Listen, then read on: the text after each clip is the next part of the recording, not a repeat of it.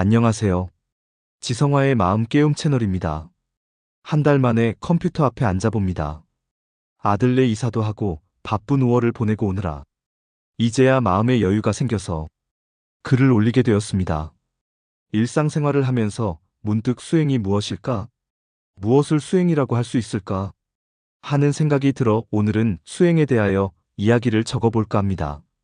수행 글자대로 풀이하면 행을 닦는다이다. 행을 어떻게 하는 것을 닦는다고 할까요? 불교에서 말하는 수행은 자신의 마음을 알아차리고 괴로움의 원인을 줄여가는 삶의 실천을 뜻합니다.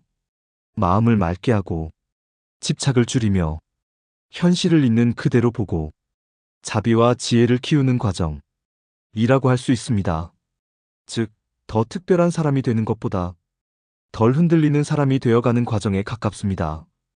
우리는 수행과 수도를 같다거나 같은 뜻을 가지고 있다고 생각합니다.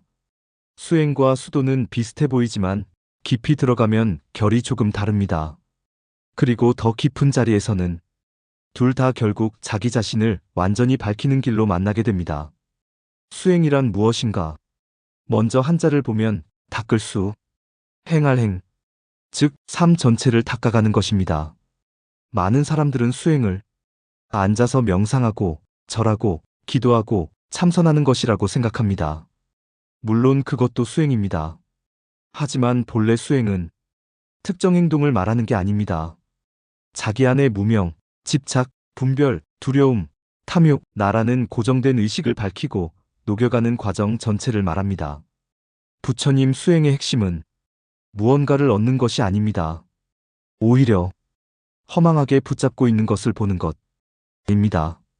그래서 수행은 무언가를 더 채우는 길이라기보다 벗겨지는 길에 가깝습니다. 처음에는 사람들이 수행을 하면 마음이 편해질 거라고 생각합니다. 그런데 실제 수행은 오히려 자기 안의 모든 것이 드러나는 과정입니다. 숨겨진 분노, 욕망, 외로움, 교만, 인정받고 싶은 마음, 두려움, 이런 것들이 다 올라옵니다.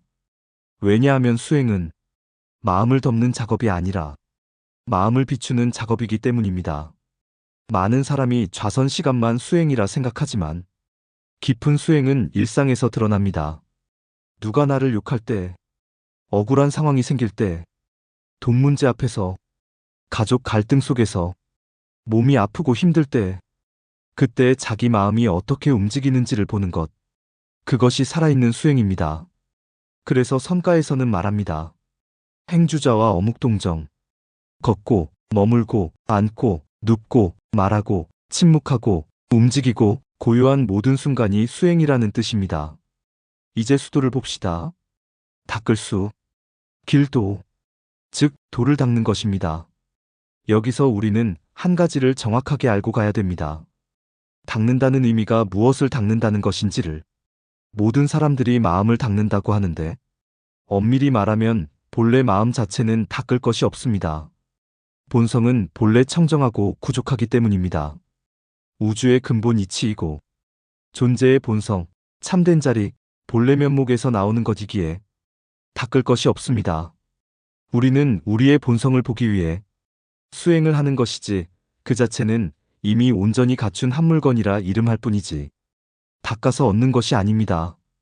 이것을 정확하게 알고 수행해야지 어설프게 알고 가면 수백 생을 살아도 만날 수가 없는 게 우리의 마음이고 본성입니다. 다시 말하면 수행 자기 안의 무명을 밝히는 것이고 수도 근본 진리를 향해 자기 존재를 찾아가는 길입니다. 수행이 생활 전체를 닦는 폭넓은 개념이라면 수도는 좀 더 궁극을 향해 들어가는 느낌이 강합니다. 깊은 수도는 무엇을 하느냐? 여기서부터가 중요합니다. 깊은 수도는 단순히 명상 기술을 익히는 것이 아닙니다. 자기를 완전히 무너뜨리는 과정입니다. 우리는 평생 내가 옳다, 내가 안다, 내가 한다, 내가 중요하다 라는 중심으로 살아갑니다. 그런데 깊은 수도에 들어가면 이 나라는 중심이 흔들리기 시작합니다. 그래서 수도가 깊어질수록 사람은 오히려 겸손해집니다. 왜냐하면 보이기 때문입니다. 내가 붙잡고 있던 것이 전부 허상이었구나. 참선이 깊어지면 어느 순간부터는 생각을 없애는 단계가 아닙니다. 오히려 생각 이전으로 들어갑니다. 의식이 사라지는 문턱으로 들어선다고 할 수 있습니다. 처음에는 생각이 많고 잡념이 일어나고 몸이 괴롭습니다. 조금 깊어지면 고요함이 옵니다. 그 다음에는 관찰자가 생깁니다. 아, 내가 생각을 보고 있구나. 그런데 더 깊어지면 그 보고 있는 나까지 희미해집니다. 여기서 많은 수행자들이 두려움을 느낍니다. 왜냐하면 자아가 무너지는 느낌이 들기 때문입니다. 깊은 경지에서는 시간 감각이 흐려지고 공간감이 사라지고 몸의 경계가 희미해지고 안과 밖의 구분이 무너집니다. 그리고 어떤 순간에는 본래 고요한 자리만 남는 듯한 체험이 옵니다. 불교에서는 이것을 삼매, 공적 혹은 적정이라고 표현하기도 합니다. 그런데 여기서 가장 중요한 것은 많은 수행자들이 체험에 머뭅니다. 빛을 봤다, 에너지가 움직였다, 몸이 열렸다, 환희가 왔다. 하지만 불교에서 가장 중요한 것은 그 체험 자체가 아닙니다. 그 체험을 통해 집착이 줄어드는가, 삶이 자유로워지는가, 자비가 깊어지는가, 입니다. 깊이 수행한 사람은 겉으로는 오히려 평범해집니다. 특별한 척하지 않고, 아는 척하지 않고, 남을 누르지 않습니다. 왜냐하면 이미 보기 때문입니다. 모든 사람이 같은 본성 위에서 움직이고 있다는 것을. 그래서 깊은 수행 끝에는 대단한 사람이 되는 것이 아니라 오히려 자연스러운 사람이 됩니다. 결국 수행과 수도의 끝에는 특별한 것이 남지 않습니다. 그저 있는 그대로 보고, 있는 그대로 듣고, 있는 그대로 살아가는 것.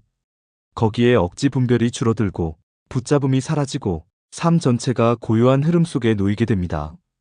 그래서 선에서는 마지막에 이렇게 말합니다. 평상심이 도다. 특별한 상태가 아니라 본래 늘 있었던 그 자리. 수행과 수도는 결국 그 자리를 스스로 밝히는 길입니다. 밝히는 과정의 첫 번째가 비움입니다. 들고 있는 것을 내려놓는 것이 내 본 마음이 드러나게 하는 첫 번째 수행이며 마지막까지 해야 될 수행의 끝입니다. 석가 이전에도 이후에도 모든 부처님들은 이 말씀밖에 한 것이 없습니다.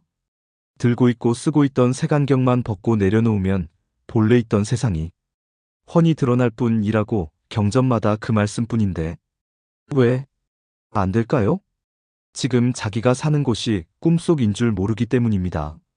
일체유의법, 여몽환포영, 여로여겨전, 응자겨시관, 모든 만들어진 현상은 꿈과 같고 환상과 같고 물거품과 같고 그림자와 같으며 이슬과 같고 번개와 같으니 마땅히 이와 같이 보아야 한다. 마치 꿈인 줄 모르고 꾸면 괴롭지만 꿈인 줄 알고 보면 자유로워지는 것처럼 꿈에서 깨어나는 것이 옳은 수행이고 바른 수도입니다. 감사합니다.